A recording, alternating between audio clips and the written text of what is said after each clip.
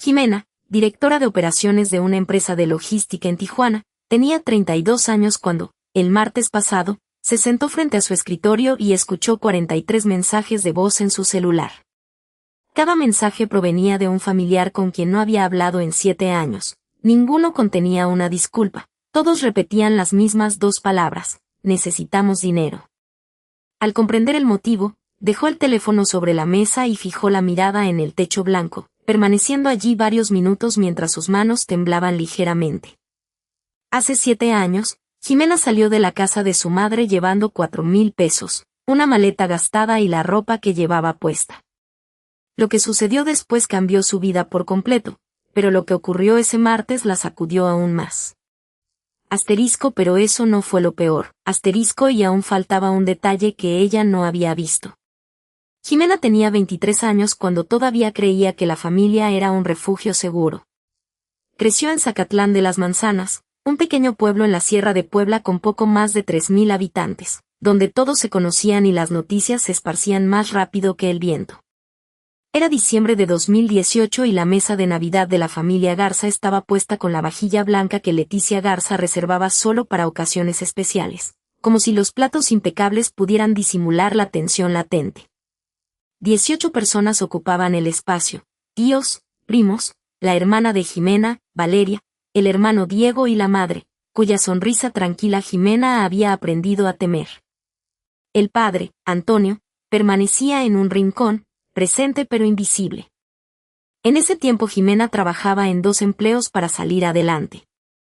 Por la mañana atendía la caja de un supermercado local y por la noche laboraba en una farmacia a 40 minutos en camión. Llevaba 2 años acumulando cada moneda con un objetivo firme: pagar la inscripción a la carrera de administración universitaria. Su abuela Carmelita le había prometido, al cumplir 18 años, un pequeño fondo reservado exclusivamente para ese fin. La abuela le había dicho, tomándole las manos en la cocina mientras el aroma del café de olla y el pan de elote llenaba el aire: ese dinero es tuyo, Jimena. No dejes que nadie lo toque. Carmelita falleció 8 meses antes de la cena de Navidad, y Jimena todavía no había reunido el valor para preguntar por el destino de esos ahorros. Jimena eligió la noche de Navidad porque parecía el momento más seguro. Con tanta gente reunida, nadie se atrevería a armar un escándalo. Esperó hasta el postre, cuando el murmullo familiar se volvió más tenue, y preguntó en voz alta, con tono ligero, como quien consulta la hora: «Mamá, el dinero que la abuela Carmelita dejó apartado para mis estudios, ¿todavía está disponible?».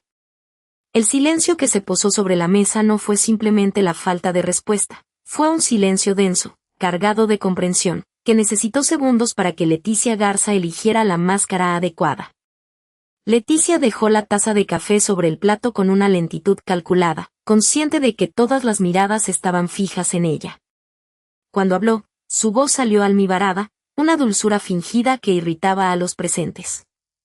Jimena, con la cabeza ligeramente inclinada, miró a los demás y dijo con pesar: «No he estado muy bien últimamente. He intentado protegerlos de esto, pero creo que ya es hora de decir la verdad».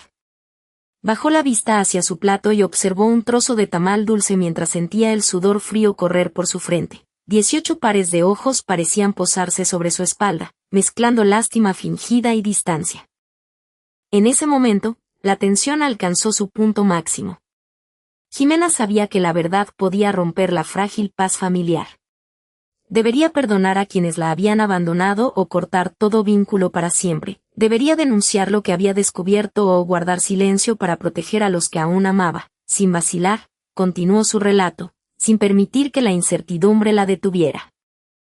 El silencio que siguió a las palabras de su madre se asentó como el tipo de mutismo que la gente adopta cuando quiere observar sin involucrarse, pero tampoco desea perderse el espectáculo.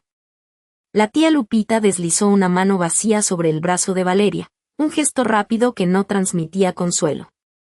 El primo Santi, con la mirada clavada en la pantalla del celular, parecía absorber cada notificación con una atención exagerada. Valeria acomodó la servilleta en su regazo con un cuidado excesivo, fingiendo que nada había alterado la escena. Diego, apoyando los codos sobre la mesa, fijó la vista en la madre como si ella estuviera pronunciando la verdad más razonable del universo. Ninguna voz se atrevió a preguntar si Valeria estaba realmente bien, ni nadie sostuvo su mirada un instante más de lo necesario. Con los dedos aún húmedos por la tensión, Valeria se levantó lentamente de la silla y se dirigió a la cocina, donde el ruido constante del grifo golpeando el fregadero marcaba el ritmo de la atmósfera insoportable. Mientras el agua caía, escuchó a su madre, al otro lado de la pared, conversar con la tía sin la menor vergüenza. La madre anunciaba con claridad que el dinero que la abuela Carmelita había dejado para la universidad se había consumido pagando la universidad privada de Valeria y comprándole un carro nuevo a Diego. Jimena no lo necesitaba y nunca lo habría aprovechado, añadió con una ligereza que heló la sangre de Valeria. Pero eso no fue lo peor. En ese instante, la habitación se volvió un escenario de acusaciones. Valeria, con la voz más firme de lo que sus manos temblorosas permitían, exigió respuestas frente a todos. Primero, confirmó la certeza que ya aceptaban: los ahorros de la abuela desaparecieron. Luego, lanzó la pregunta que dividía el salón: ¿debería perdonar a una madre que justifica el robo con tanta tranquilidad, o debería cortar todo vínculo con ella? ¿Debería denunciar el fraude a la autoridad o guardar silencio para proteger a la familia? Sin esperar una respuesta, la madre tomó el centro improvisado del escenario, los ojos empañados de lágrimas y la voz quebrada, proclamando que Valeria siempre había sido la hija difícil, que solo buscaba su bien y que cargar con la familia era una carga demasiado pesada. Valeria buscó en su padre un apoyo que nunca llegó. Él permaneció mirando el suelo, avergonzado por la situación. Sin decir una palabra más, Valeria subió las escaleras de madera, sus pasos resonando como un tambor de despedida. Agarró la maleta que reposaba sobre el closet desde el viaje de hace 2 años, y dentro colocó lo esencial: ropa de invierno, documentos importantes, una foto con la abuela Carmelita y una cajita de madera que la anciana le había entregado y que aún no había tenido el valor de abrir. Cada peldaño cargaba con el peso de los años mientras descendía, cruzando la sala donde todos permanecían sentados, escuchando la voz de su madre que se colaba por la puerta abierta como una advertencia final. Si cruzas esa puerta ahora, no vuelves jamás. Con un cuidado absoluto, Valeria cerró la puerta, como si supiera que ese gesto debía permanecer silencioso para volverse permanente. Afuera, el frío húmedo de la Sierra de Puebla en diciembre se coló directamente en los huesos, paralizando sus manos. Tenía exactamente 4,000 pesos en la cartera, una maleta con ruedas que crujía sobre el pavimento y ningún destino concreto para esa madrugada. Sin embargo, llevaba consigo algo que aún no reconocía como valioso: el silencio de su propia cabeza, libre por fin de la voz de su madre que le decía que nunca sería suficiente. El viaje al norte ya no tenía marcha atrás. La central de autobuses de Zacatlán de las Manzanas cerraba sus puertas a las 11 de la noche. Valeria llegó a las 10 con 42 minutos de anticipación, la maleta rechinando sobre el asfalto helado y la mente en blanco. En ese estado de supervivencia súbita, el cuerpo aún no había encontrado espacio para el dolor ni para las lágrimas. Compró el boleto más barato que le alcanzara con sus 4,000 pesos, Tijuana, Baja California, 36 horas largas de camión por delante. No conocía a nadie en esa ciudad fronteriza, nunca había salido del centro del país. La eligió porque estaba lo suficientemente lejos para que Zacatlán se volviera pequeño y borroso en el retrovisor. Ya en el autobús, Valeria sostuvo la cajita de madera de la abuela sobre sus piernas, observando la cerradura antigua mientras las luces de la carretera empezaban a desvanecerse. ¿Qué ocurrió con los ahorros que la abuela le entregó en sus propias manos? La caja de cedro descansaba en el fondo del ropero. Su superficie áspera se sentía bajo las yemas de los dedos de Jimena, mientras la bisagra oxidada crujía recordando los años que había permanecido cerrada. 2 años antes de su muerte, su abuela Carmelita le había entregado el pequeño cofre acompañado de un papelito doblado que se había quedado atrapado bajo la tapa. Jimena nunca se atrevió a desdoblarlo, pues abrirlo implicaba aceptar que el único refugio donde alguna vez se había sentido realmente vista había desaparecido. En el autobús que se dirigía al norte, la señora que ocupaba el asiento contiguo resultó ser una maestra jubilada que viajaba para visitar a su hija en Hermosillo. Al ver a Jimena llorar en silencio contra el vidrio, La mujer no formuló preguntas, simplemente le ofreció un paquete de galletas Marías y dirigió la mirada a la carretera, manteniendo un respeto absoluto, como quien entiende que a veces el gesto más compasivo es fingir que nadie observa el desmoronamiento interior.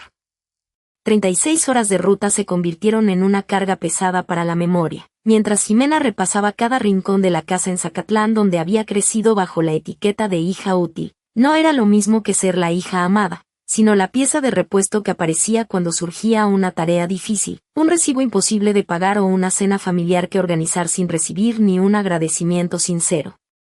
Recordaba la voz de su madre, Leticia Garza, que repetía la misma frase culposa cada vez que intentaba poner un límite o reclamar un espacio propio, asegurando que había hecho todo por sus hijos, mientras el dinero que la abuela había dejado terminaba inexplicablemente destinado a la carrera universitaria de Valeria y al coche nuevo de Diego, dejándola a ella sola, expulsada y con apenas 4,000 pesos en la bolsa. Sus manos temblaban ligeramente mientras sentía que el mundo entero se le derrumbaba bajo los pies, sin que nadie acudiera a sostenerla en aquella madrugada fría y desolada de Tijuana. Pero eso no fue lo peor. Al bajar del autobús con la maleta rota, el cuerpo de Jimena respondió con una fatiga de plomo, comprendió que Tijuana no ofrecía refugio a los débiles y se vio obligada a buscar un cuarto en un vecindario del este, donde el agua solo llegaba por las tardes y el ruido de los tráileres impedía el sueño. En esa habitación, sus dedos se aferraban al colchón mientras calculaba cada moneda para sobrevivir vendiendo café y pan en las esquinas heladas de la línea. Cada comprobante de pago terminaba guardado bajo la cama, dentro de una caja de cartón que se convertía en el único testigo silencioso de su nueva vida. ¿Debería seguir luchando para mantener a flote ese pequeño negocio o rendirse ante la presión constante? ¿Era mejor denunciar la injusticia que la empujaba al límite o permanecer callada para no atraer más problemas? La respuesta permanecía incierta, pero Jimena volvió a respirar, decidió seguir adelante y siguió anotando cada centavo, consciente de que su futuro dependía de la precisión de esos cálculos. Jimena no había huido, había decidido marcharse. La diferencia parecía mínima, pero separaba la cobardía de una elección de supervivencia. Huir significaba escapar por puro terror, marcharse implicaba aceptar que el precio de quedarse era demasiado alto. Ella comprendió que el costo sería su propia vida, y la niebla perpetua de Tijuana, con sus avenidas llenas de rostros desconocidos, le brindó el refugio necesario para descubrir quién era cuando nadie le dictaba qué debía hacer. Construir un camino desde las cenizas requirió paciencia y cálculo preciso. El primer año en Tijuana giró alrededor de la logística básica. Consiguió un departamento compartido en playas de Tijuana con Daniela, una joven que trabajaba en el turno nocturno de un hospital y a quien apenas cruzaba en la entrada. Abrió una cuenta bancaria y empezó a forjar un historial crediticio desde cero. Cuando una persona abandona la casa familiar sin haber firmado jamás un contrato de renta a su nombre, el sistema financiero la ignora por completo. Aprendió esa lección de golpe el día que intentó alquilar un cuarto propio y el casero le exigió referencias laborales y fiadores que simplemente no poseía. ¿Cómo se supone que una mujer joven demuestre su solvencia cuando la única instrucción que recibió en su infancia fue guardar silencio y obedecer? Consiguió empleo como recepcionista en una constructora de la zona industrial. Contestaba llamadas, organizaba correspondencia, agendaba juntas y preparaba café, pero también observaba cada detalle con atención. Lo que veía era una compañía que crecía más rápido que su propio sistema interno, archivos dispersos sin criterio, procesos duplicados y reportes que tardaban 3 veces más de lo necesario porque nadie se detenía a unificar los formatos. En su tercera semana, durante la hora de comida, comenzó a reorganizar el archivo general. No lo hizo buscando aplausos, sino porque sus manos temblorosas necesitaban orden para soportar el caos diario. Mariana, la directora de operaciones, pasó por su escritorio un viernes por la tarde, se detuvo en seco, miró la pantalla y preguntó quién había reestructurado los expedientes de los últimos 2 años. Cuando Jimena levantó la vista y confesó que había sido ella, el silencio se instaló en el pasillo por unos segundos. No era un silencio incómodo, sino el compás de espera de alguien que evalúa una pieza clave. Dime, ¿qué más crees que está roto aquí? Esa pregunta cambió el rumbo de su empleo. No fue un elogio exagerado, sino una puerta abierta. Pero eso no fue lo peor. En los 6 meses siguientes la ascendieron a coordinadora de proyectos. Gestionó la solicitud de financiamiento para un programa de desarrollo comunitario en la zona este de la ciudad. Entregó los documentos 3 días antes de la fecha límite y acompañó un presupuesto ajustado que ahorró una suma importante a la empresa. Mariana le asignó una segunda tarea antes de aprobar la primera. Con el nuevo sueldo, Jimena se inscribió en la carrera de administración en la Universidad Nocturna, pagando cada materia con sus propias quincenas. Cenaba arroz, frijoles o lo que estuviera en oferta en el mercado cercano. Durante casi 2 años se cortó el cabello sola frente al espejo del baño, sintiendo la navaja fría deslizarse por su cuero cabelludo. Cada comprobante de pago terminado iba directo a una caja de cartón bajo la cama. No había grandeza en esa rutina, solo una ecuación de supervivencia. Mientras más controlaba cada peso que salía de sus manos, más rápido avanzaba hacia su meta. Lo que la impulsaba no era ambición vacía, sino el deseo profundo de no volver a depender jamás del capricho ajeno. A finales del segundo año, Fernanda, una compañera de oficina, la invitó a un café para hablar de una nueva gerencia regional. Justo esa tarde, el teléfono vibró sobre la mesa con una llamada inesperada de su tía Lupita desde Puebla, advirtiéndole que su madre y sus hermanos habían encontrado su perfil profesional en Internet. ¿Debería Jimena revelar su éxito a la familia o seguir ocultándolo? ¿Debería denunciar la intromisión de sus parientes o mantener el silencio para proteger su nuevo futuro? Sus dedos se apretaron contra el borde de la mesa mientras escuchaba la voz de Lupita, y la respuesta se quedó suspendida en el aire. Fernanda la miró fijamente desde el otro lado de la mesa del café y le recordó que los secretos más pesados siempre encuentran la luz cuando uno menos lo espera. Jimena sintió que el aire de la tarde de Tijuana se volvía denso, mientras el teléfono celular seguía vibrando sobre la madera oscura con insistencia. En la pantalla parpadeaba el número de su tía Lupita, quien le advertía que Leticia, su madre, había visto su fotografía en la revista regional de desarrollo comunitario. Pero eso no fue lo peor. Los dedos de Jimena se cerraron con fuerza alrededor del aparato, pero el timbre insistente no se detenía. Minutos después, la bandeja de entrada comenzó a llenarse de notificaciones continuas que entraban sin tregua. Eran audios y textos cortos de sus hermanos Valeria y Diego, seguidos de los mensajes largos y victimistas de su madre. Leticia le escribía que la familia siempre la había extrañado, que los malos entendidos debían quedar atrás y que necesitaban de su ayuda urgente para pagar deudas acumuladas en Puebla. El choque entre los recuerdos de las noches de frío en el refugio y los 4,000 pesos que su madre le había negado para terminar la preparatoria le golpearon el pecho como un portazo. ¿Crees que una madre que ignoró tu ausencia durante años tiene derecho a reclamar tu éxito de pronto? Afirmó la voz interior de Jimena, aceptando la crudeza del hecho. ¿Debería ella seguir llamando o debería Jimena bloquear ese pasado que tanto le costó enterrar? El teléfono vibró por 40ª vez sobre la mesa, acumulando una lista interminable de demandas económicas disfrazadas de afecto familiar. La contradicción era brutal y evidente en cada segundo que pasaba frente a la pantalla. Aquellos mismos parientes que la habían borrado de sus vidas, que habían negado su existencia ante los vecinos y que se habían burlado de su esfuerzo, ahora la llamaban directora de operaciones con una falsa dulzura que daba vergüenza ajena. Jimena observó los mensajes uno por uno, contando exactamente 43 avisos de voz que exigían atención inmediata y dinero en efectivo. Su respiración se volvió pausada, fría y calculada, mientras el pasado y el presente chocaban de golpe en la sala de su departamento en la zona Río. ¿Cuál es el límite del descaro cuando los que te humillaron pretenden cobrar los frutos de tu esfuerzo en silencio? Se preguntó, sintiendo el pulso de la duda en sus venas. ¿Perdonar o cortar de raíz? Sin pronunciar palabra, Jimena dejó el móvil sobre la mesa, sus manos todavía temblorosas, y miró por la ventana el cielo que se oscurecía sobre Tijuana, sabiendo que la decisión que tomara definiría el próximo capítulo de su vida. Jimena tomó el celular con una calma calculada y deslizó el dedo, reproduciendo los audios uno tras otro sin prisa, mientras las voces que una vez conoció resonaban en sus oídos como ecos de un pasado que ya no tenía derecho a reclamar. La primera voz pertenecía a su hermana Valeria, que hablaba con una confianza fingida, como si los 7 años de silencio nunca hubieran existido, y pedía un favor económico con la ligereza de quien solo necesita un bolígrafo. Luego, la voz de su padre, Antonio, carraspeó incómoda, intentando usar la culpa y el cariño envejecido para abrir una puerta que ya estaba cerrada con llave. Más adelante, su hermano Diego apareció masticando algo, describiendo un negocio urgente y exigiendo 4,000 pesos para salir de un aprieto que él mismo había creado por falta de dirección.